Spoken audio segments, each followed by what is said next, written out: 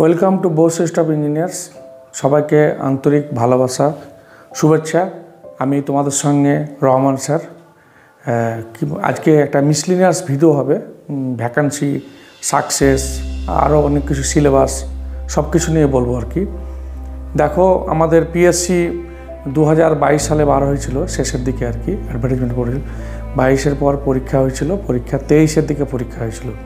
23-এর পর পরীক্ষায় ইন্টারভিউ শুরু হয়েছিল তোমার 24-এ। ইন্টারভিউ শুরু হয়ে 24-এ ইন্টারভিউ শুরু হয়ে ফাইনালি আমাদের যে সাকসেস ক্যান্ডিডেটদের লিস্টটা বার করলো জাস্ট কিছুদিন আগে। পিএসসি কোয়ালিফাই করেছে আমাদের সেন্টার থেকে, জানো তোমরা, খবর পেয়ে গেছো অনেকেই আর কি। 100 জনের ওপর আমাদের সেন্টার থেকে কোয়ালিফাই করেছে। প্রায় 150 জন ইন্টারভিউর জন্য প্রিপারেশান নিচ্ছিল। 100 জনের উপরে সাকসেস হয়েছে। সবচাইতে বড় খবর হচ্ছে পিএসসি জেইতে সবচাইতে বড় খবর যেটা হচ্ছে, আমাদের গোল্ড মেডেলিস্ট হচ্ছে প্রতাপ রায় হচ্ছে ফার্স্ট এক র্যাঙ্ক করেছে, এবং দীপক কুমার দাস হচ্ছে, এ হচ্ছে পিডাব্লিউডি, হচ্ছে সুন্দরবন। এ হচ্ছে দীপক প্রতাপ 184, 200-র মধ্যে 180, 200-র মধ্যে। অনেকে কোশ্চেন করেছো, আমাকে ফোন করেছো, দীপককে ফোন করেছো, স্যার সুন্দরবন নিল কেন? স্যার পিডাব্লিউডি আরও পিএইচ ইরিগেশন থাকতে সুন্দরবন নিল কেন? ওর বাড়ি তো কাছাকাছি, ওখানেই। দেখো, সুন্দরবনে যদি নিয়ে নেয় সারা জীবন কিন্তু ওখানে পোস্টিংটা থেকে গেল। তাকে পিডাব্লিউডি নিলে আজকে এই ডিস্ট্রিক্ট ওই ডিস্ট্রিক্ট, ইরিগেশন নিলে চেঞ্জ হতে পারে, কিন্তু সেখানে চেঞ্জ হওয়ার কোনো অপশান নাই। সে বুদ্ধিমানের মতো কাজ করে সুন্দরবন নিয়ে নিয়েছে। ঠিক আছে, অনেকের মধ্যে এই কোশ্চেনটা আছে আর কি। তাই নেক্সট আমাদের ভ্যাকান্সি 2026-এ আবার পিএসসি বার হবে, আর অ্যাসিস্ট্যান্ট ইঞ্জিনিয়ার বার হবে কিছুদিনের মধ্যেই। অ্যাসিস্ট্যান্ট ইঞ্জিনিয়ার 2026-এ আবার পিএসসি বার হবে। তাই আমাদের যে সাকসেস রেট তোমরা বুঝতেই পারছো আর কি, যেভাবে স্যাররা পড়াচ্ছে এবং মক টেস্ট নেয়, mock test, series of mock test এই নয় যে একটা মক টেস্ট নিয়ে ছেড়ে দিলাম। পুরো মক টেস্ট, পিএসসির ওপরে 10খানা মক টেস্ট 100 ফুল লেন্থে, কেএমসির ওপরে 10খানা, অ্যাসিস্ট্যান্ট ইঞ্জিনিয়ারের ওপরে 10খানা, এইভাবে সিরিজ মক টেস্ট আমাদের নেওয়া হয় এন্ড অফ দ্য কোর্সের শেষে, ফাইনাল এক্সামের আগে। তাই তোমরা পড়াশোনার মধ্যে কনসেন্ট্রেশন করো। আর সিভিলের কাট অফ হাই কেন মেকানিক্যাল ইলেকট্রিক্যালের তুলনায়? দেখো, আমি যেটা দেখেছি আর কি, যেটা আমি বাস্তবায়িত করেছি আর কি, সিভিলের ছেলেদের যেমন রিয়েল টেলে জুনিয়র ইঞ্জিনিয়ারে ওদের স্কোপ আছে, অনেকেই পেয়েছে আমাদের সঙ্গে, কিন্তু যে নন টেকনিক্যাল ব্যাপারটা এলপি টেলপিতে ওদের ভ্যাকান্সি নেই। সেই জন্য ওরা নন টেকনিক্যালটা একটু কম পড়ে। স্টেট গভর্নমেন্টের যেসব এক্সামগুলো হয় পুরো টেকনিক্যাল বেস, টেকনিক্যালটা বেশি পড়ে। টেকনিক্যাল বেশি পড়ে, মোটামুটি যে পরীক্ষায় ফুল টেকনিক্যাল থাকে, দেখবে ইলেকট্রিক্যাল মেকানিক্যালের যে কাট অফ হচ্ছে সেই তুলনায় 10, 20, 30 নম্বর অন্ততপক্ষে সিভিলের কাট অফটা বেশি হয়, কারণ টেকনিক্যালে অনেক এগিয়ে ছেলেপেলে। এ হচ্ছে কারণ। তাই তোমরা প্রসেস মেনটেন করে পড়াশোনা করো। আমাদের কম্বাইন ব্যাচ সব কিছু আমি ব্যাচের ব্যাপারে বলবো। তাই আমাদের পিএসসি সাকসেসের ওপরে চলে গেলে আমি ফোন লাগাবো কিছুক্ষণ পরে আর কি, যে টপার ফার্স্ট যে হয়েছে। আমি চেষ্টা করি আমাদের যে তোমাদের সিনিয়র দাদা রামকৃষ্ণ মিশন, আমি হচ্ছে রামকৃষ্ণ মিশনের ছাত্র, বেলঘড়া রামকৃষ্ণ মিশন, 2003 সালে পাস করেছি। প্রতাপ রায় যে ফার্স্ট হয়েছে, সেও বেলঘড়া রামকৃষ্ণ মিশন থেকে ডিপ্লোমা ইঞ্জিনিয়ার। ঠিক আছে, আমি ফোন লাগানোর চেষ্টা করছি, পরে এসে ভিডিও করবে। অলরেডি কেএমসিতে চাকরি করে আর কি। হ্যাঁ, যদি কোনো মেসেজ দেয় তোমাদেরকে আমি দেখে নিচ্ছি। প্রতাপ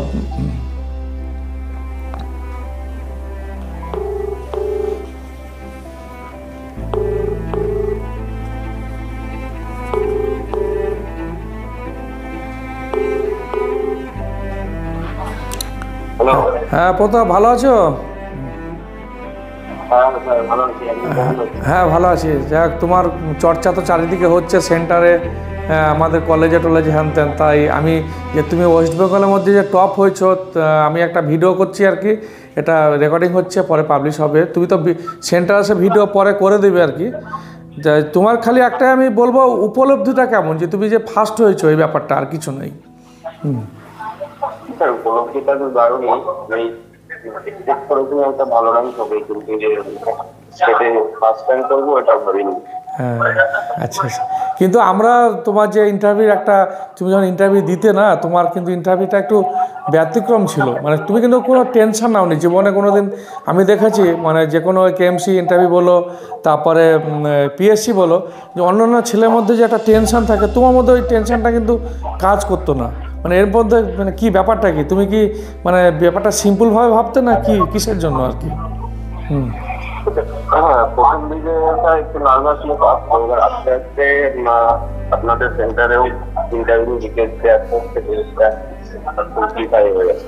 হ্যাঁ, শেষের দিকে তো টেনশন নিতাম না।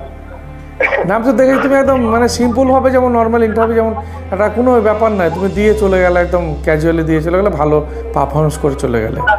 হ্যাঁ, তাই আমাদের সেন্টার থেকে তোমাকে অশেষ ধন্যবাদ। তোমাকে আবার ডাকা হবে, মানে কেএমসিতেও সাকসেস হয়েছিলে তো ডাকা হবে। তাই নেক্সট পিএসসির জন্য ছেলেপেলেদেরকে তুমি এসে অ্যাডভাইস করে যাবে কীভাবে কী হবে। এখন ট্রেনের মধ্যে আছো না, তুমি ডিউটি আসছো, ট্রেনের মধ্যে আসছো, তাই আমি আর বেশি কথা বলছি না। তোমার সাথে আবার পরে কথা হবে, সেন্টারে এসে আবার ভিডিও করব। ওকে বাই, ভালো থেকো, সুস্থ থেকো। হ্যাঁ, thank you thank you thank you. যা প্রতাপ রায় ট্রেনের মধ্যে আসছে। হ্যাঁ, আমি ফোন করেছিলাম, যে ফার্স্ট হয়েছিল ওয়েস্ট বেঙ্গলের মধ্যে, সে করেছিল 200-র মধ্যে 184 কারেক্ট অ্যান্সার। ইন্টারভিউ খুব ভালো দিয়েছিল।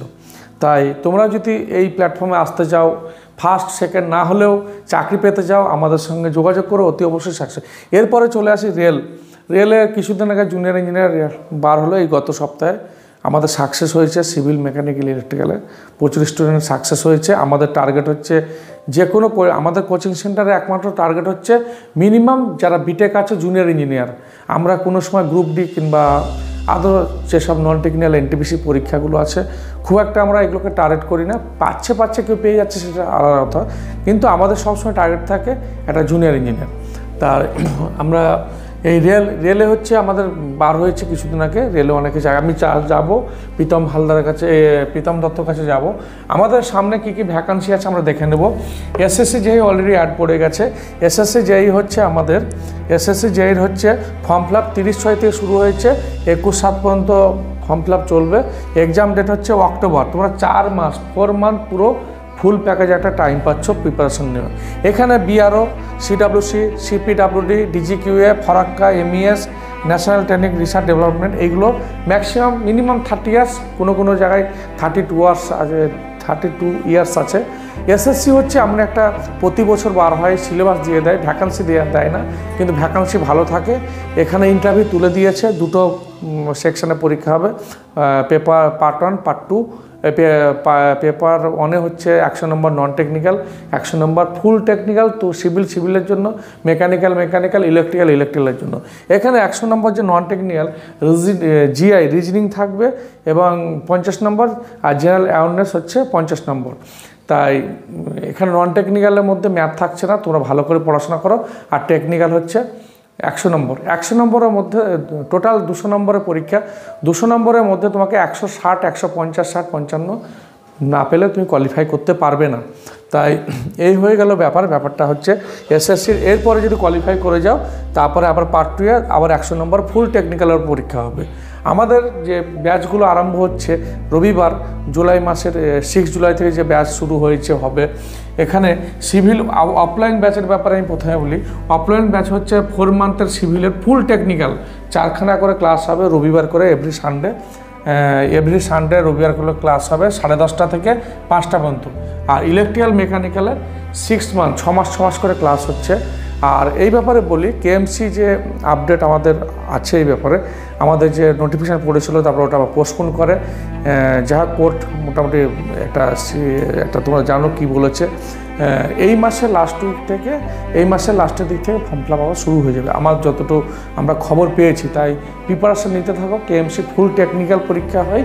কেএমসির আমাদের একটা ব্যাচ শুরু হচ্ছে সিভিল ফুল টেকনিক্যাল। আর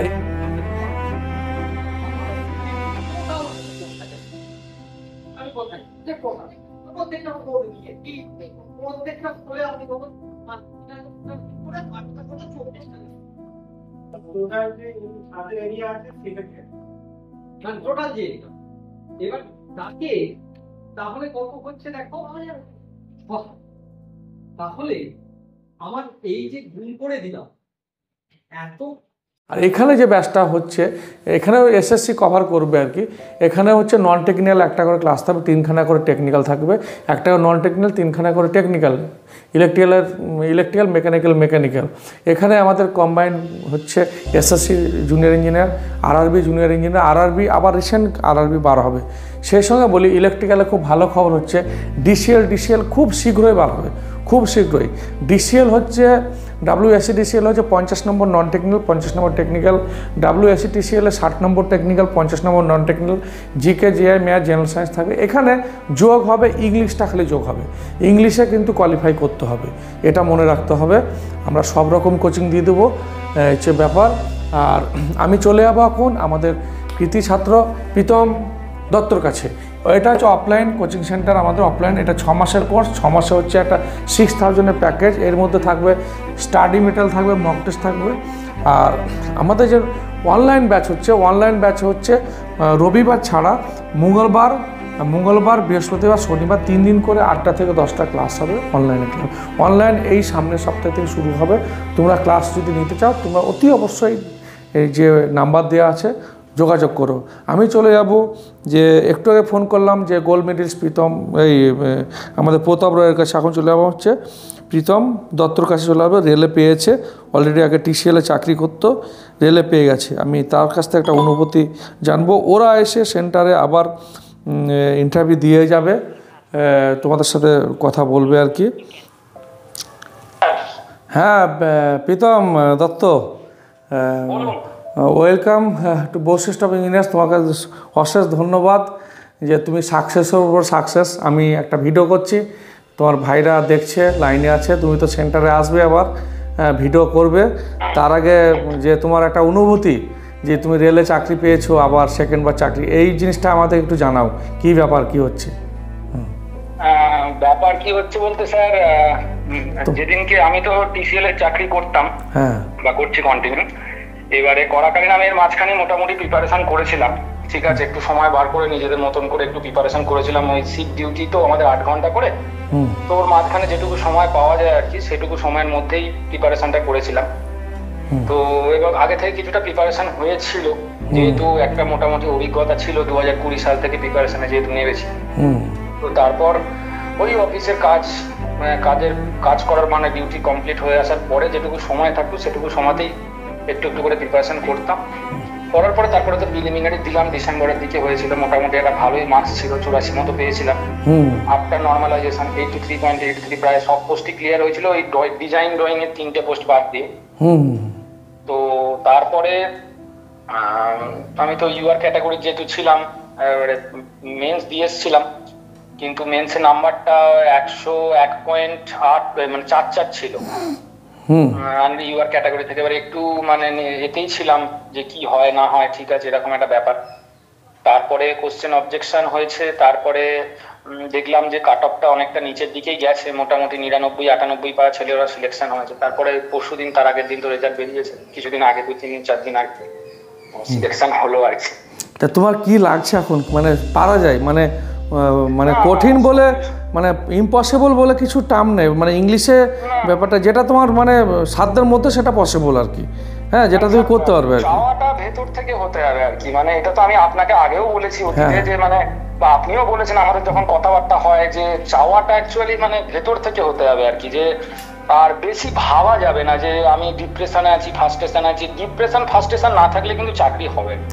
মানে ডিপ্রেশন, ফার্স্টেশন, অ্যাংজাইটি, রাতে ঘুম চলে যাওয়া, কম খাওয়া, লোকের কাছ থেকে কথা শোনা, এগুলো যতক্ষণ পর্যন্ত না আসছে ততক্ষণ পর্যন্ত কিন্তু চাকরি হবে না। মানে চাকরি পাওয়া, আমি যত বুঝি, আমি তো অনেক ছেলেপেলেকে দেখলাম, মানে চাকরি যারা পাবে না একটু হচ্ছে এক্সট্রাঅর্ডিনারি হবে, মানে ওই সব জিনিসগুলো থাকবে, ওই জিনিস যেগুলো বলে থাকবে, ওই ক্যাজুয়াল ব্যাপারটা হবে না, আসি যায় পয়সা পাই যে ব্যাপারটা থাকে সেটা হবে না কিন্তু আর কি। মানে ওই ডিপ্রেশন কাটিয়ে উঠে লোকের কথা বাদ দিয়ে আমি চাকরি করব, মানে আমি প্রিপারেশন করব তারপর চাকরি করব, এরকম ব্যাপারটা হবে না। ইঞ্জিনিয়ারিং পড়ে এসে যখন সরকারি চাকরির প্রিপারেশন নিচ্ছে ঘরে বসে, তখন কিন্তু লোকজন 4টে কথা শোনাবেই, ঠিক আছে, সেটা সবাইকে শোনাবে, এবং সেগুলোকে অ্যাকসেপ্ট করতে হবে, মেন্টালিটি স্ট্রং করতে হবে। মানে আমি একদম রিয়েল ফ্যাক্ট এটাই। তো তার পাশাপাশি কিছু মানে বন্ধু বান্ধব রাখতে হবে যারা পজিটিভ ভাইব দেয়, ঠিক আছে, সেটা আমার ক্ষেত্রেও আছে। ঠিক আছে, তো তার তবেই কিন্তু একটা জায়গায় এসে পৌঁছানো সম্ভব। আমি তো আগের ভিডিওতেও বলেছিলাম যে এভাবেই। এবার আমি কিন্তু তোমাকে আমি অ্যাডভাইস করব, তুমি তো রেলে চলে আসলে, মানে টপ মোস্ট মানে ডিপ্লোমা অনুযায়ী টপ মোস্ট লেভেলে তুমি চাকরি পেলে। এবার যখন রেলে ঢুকবে তখন আমরা তো আছি, অঞ্জন স্যার আছে, আমি আছি রেলে। তোমাকে কিন্তু আমি একদম মানে অনেক দূর কিন্তু যে মানে এই রেলের যদি ইচ্ছা থাকে এই কোয়ালিফিকেশানে অনেক দূর পর্যন্ত যাওয়া যায়, একদম সিনিয়র ইঞ্জিনিয়ার পর্যন্ত যাওয়া যায়, ডেপুটি ফেপুটি পর্যন্ত চলে যাবে, সিনিয়র ডিই ডবলই যায়। তা আমি কিন্তু সেটাও দেখতে চাই, শেষ দেখতে চাই, কিন্তু আমি সবসময় তোমার শেষ দেখতে চাই। আমরা আছি, পিছনে আছি, এনি হেল্প লাগলে আমরা আছি। হ্যাঁ, এটাই হচ্ছে লাস্ট স্বপ্ন, যে হ্যাঁ মানুষ কোথা থেকে কোথা চলে যেতে পারে আর কি। ঠিক আছে, হ্যাঁ সেটা চেষ্টা স্যার রাখবো। ঠিক আছে, যে আপনারা তো আছেন সাথে, আপনারা পজিটিভ মোটিভেশন আমাকে বরাবরই দিয়েছেন। আমি চাকরি পাওয়ার পরেও আমি আপনাকে ফোন করলাম। হ্যাঁ হ্যাঁ জানি জানি, তুমি তো ছিলে তখন, কোথায় ছিলে? বাইরে বাইরে ছিলে, বেড়াতে গেছিলে তুমি, তাই তো? আমি তখন ওই মেঘালয় গেছিলাম, নেটওয়ার্ক ছিল না সেই পরিস্থিতিতে, হঠাৎ না না, খুব ভালো লেগেছে, খুব ভালো লেগেছে তোমার এই পরপর যে সাকসেস, প্লাস আমি তোমার এটাও একটা দিক গেল। তারপর তুমি হচ্ছে আমার জুনিয়র কলেজের রামকৃষ্ণ মিশন, যে বেলঘোড়া রামকৃষ্ণ মিশনের একটা আদর্শ আমরা বড় হয়েছি।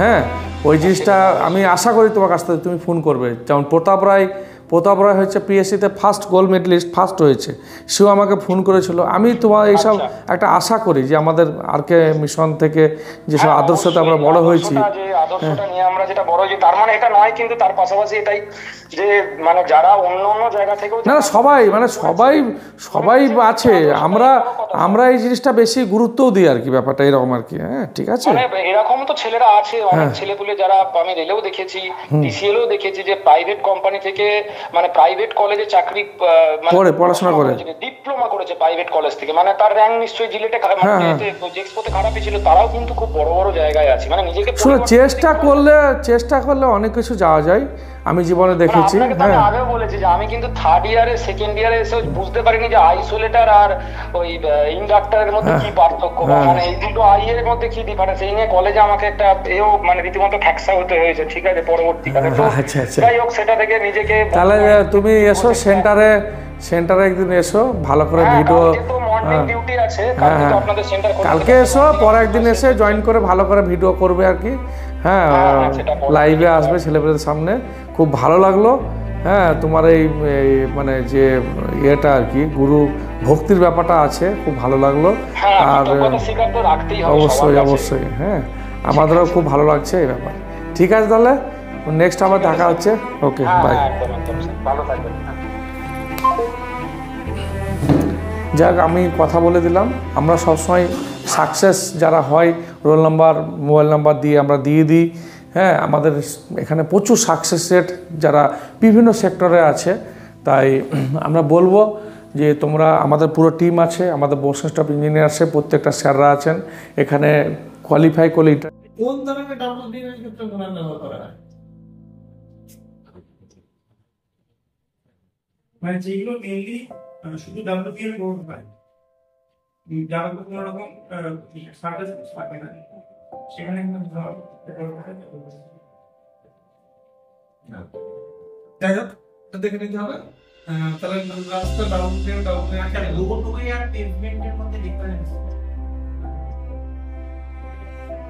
পেভমেন্ট হচ্ছে স্যার মানে হাই স্পিড ভেহিকেলের জন্য, হাই স্পিড আচ্ছা, আপনি তো বিভিন্ন ধরনের রোড আছে, তা এই স্টেট হাইওয়ে, ন্যাশনাল হাইওয়ে, আদার ডিস্ট্রিক্ট, এগুলো আমরা জানবো। ইন্টারভিউ নেওয়া হয়, মক টেস্ট নেওয়া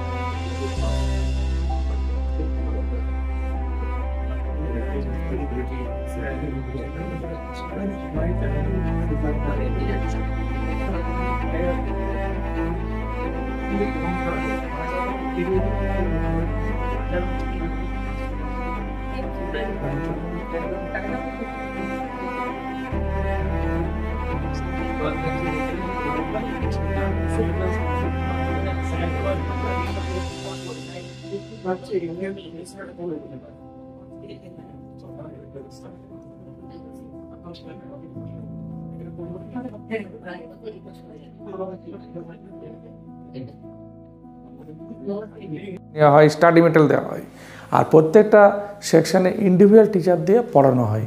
এটা হচ্ছে একটা আলাদা দিক।